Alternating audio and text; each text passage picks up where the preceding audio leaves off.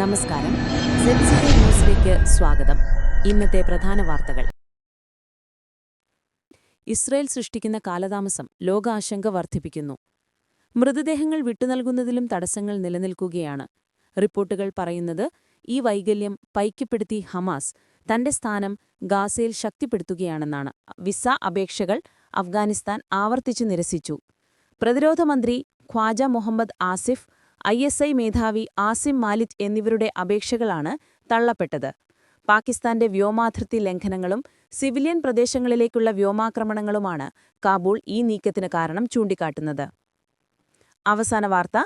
India-Pak ലംഘനങ്ങളും civilian പ്രദേശങ്ങളിലേക്കുള്ള വ്യോമാക്രമണങ്ങളുമാണ് Kabul ഈ നീക്കത്തിന് കാരണം ചൂണ്ടിക്കാട്ടുന്നത്.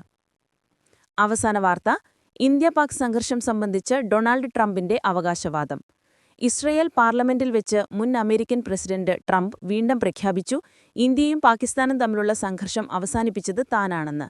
ഇന്ത്യയും പാകിസ്ഥാനും ഉൾപ്പെടെ നിരവധി രാജ്യങ്ങളിൽ അമേരിക്ക സമാധാന പാലങ്ങൾ പണിയുമെന്നും അദ്ദേഹം കൂട്ടിച്ചേർത്തു.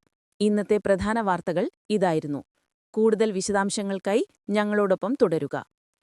ZCU ന്യൂസിലൂടെ അറിവിന്റെ ലോകത്ത്